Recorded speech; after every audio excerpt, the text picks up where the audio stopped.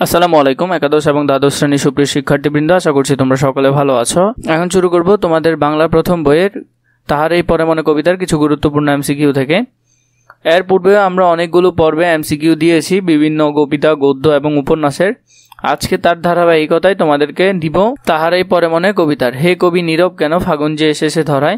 এই চরণটিতে নীরব কেন বলতে কবির কোন অবস্থাকে বুঝিয়েছেন। এখানে কবির কাব্য ও গান রচনায় সক্রিয় না হওয়ার কথাকে বুঝিয়েছেন। তোমরা যদি এই ধরনের ভিডিও আরো বেশি পেতে চাও, তোমরা আমাদের চ্যানেলকে সাবস্ক্রাইব করে রাখবে। সাথে তোমাদের আর কোন কোন বিষয়ের উপর ভিডিও প্রয়োজন তা কমেন্ট করে জানাবে।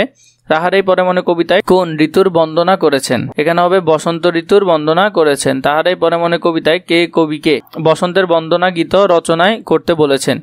কবির ভক্তরা এখানে কবিকে এই কথা বলেছেন। বাতাবি নেবুর ফুল ফুটেছে কি তাহার এই পরে মনে কবিতায় এই চরণ দ্বারা প্রকাশিত হয়েছে। এখানে কবির হাহাকার প্রকাশ পেয়েছে। তাহার এই পরে মনে কবিতায় কে গন্ধে অধীর আকুল হয়েছে কিনা জানতে চাওয়া হলো। দক্ষিণার সীমার গন্ধে অধীর আকুল। এরপরটি দেখো তাহার এই পরে মনে কবিতায় কোথা তবে নবপুষ্প সাজ উক্তিটি কার উদ্দেশ্যে বলা হয়েছে। এখানে কবির উদ্দেশ্যে বলা হয়েছে।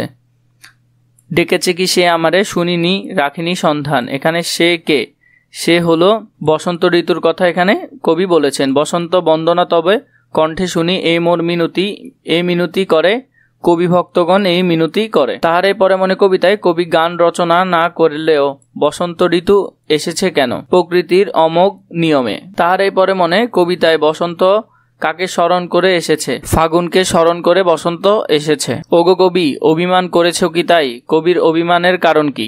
ফাগুন প্রকৃতির নিয়মে চলে এসেছে বলে। তাহার এই পরে মনে কবিতায় কার প্রতি কবির তীব্র বিমুখিতা। বসন্তের প্রতি কবির তীব্র বিমুখিতা। নিচের কোনটিতে কবির অভিমান প্রকাশ পেয়েছে। কহিল সে পরম হেলায়। এখানে কবির অভিমান প্রকাশ পেয়েছে। তাহার এই পরে মনে কবিতায় কে অর্ঘ্য বিরোচন করে। বসন্ত অর্ঘ্য বিরোচন করে। তাহার এই পরে মনে কবিতায় কবির বসন্ত বিমুখিতা দিয়ে কি বোঝানো হয়েছে। উদাসীনতা বোঝানো হয়েছে। তাহার এই পরে মনে কবিতায় কবি কাকে ব্যথা দিয়েছে। ঋতুরাজকে ব্যথা দিয়েছে। কহিল সে কাছে সরে আসি। পরের পঙ্গটি কোনটি। কুহেলি উত্তরীর তরে মাঘের সন্ন্যাসী। তাহার এই পরে মনে কবিতায় শীতকে মাঘের সন্ন্যাসী বলার কারণ কি। শীতকাল খালি হাতে বিদায় নেয় বলে। তাহার এই পরে মনে কবিতায় পুষ্পশূন্য দিগন্তের পথে চলে যায় কে, মাঘের সন্ন্যাসী চলে যায়।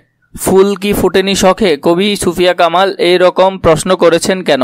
উদাসীনতার জন্য। তাহার পরে মনে কবিতায় কবির কাকে মনে পড়ে, মাঘের সন্ন্যাসীকে মনে পড়ে। জানি তোমার হৃদয় শূন্য মন পুড়ে কার জন্য। উদ্দীপকে কার শব্দটি তাহার পরে মনে কবিতার কোন বিষয়টি স্মরণ করিয়ে দেয়। মাঘের সন্ন্যাসীর কথা স্মরণ করিয়ে দেয়।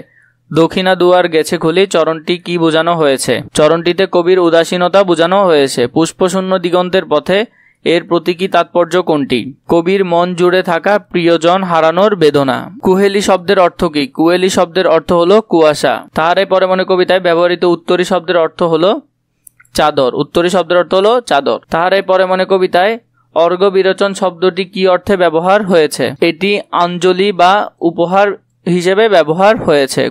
কুহেলি শব্দের অর্থ কি। কুহেলি শব্দের অর্থ হলো কুয়াশা। তাহার পরে মনে কবিতায় ব্যবহৃত কুহেলি উত্তরী শব্দটি কি অর্থে ব্যবহার হয়েছে। কুয়াশার চাদর অর্থে ব্যবহার হয়েছে। তাহার পরে মনে কবিতায় কোন বিষয়টি প্রাধান্য পেয়েছে। মানব মন ও প্রকৃতির যোগ সাদৃশ্য প্রকাশ পেয়েছে। এছাড়া তোমাদের আর কোন কোন বিষয়ের কি কি ধরনের প্রশ্ন বা সৃজনশীল এমসিকিউ প্রয়োজন তা আমাকে কমেন্ট করে জানাবে। আমি তোমাদের জন্য আরও রেডি করব।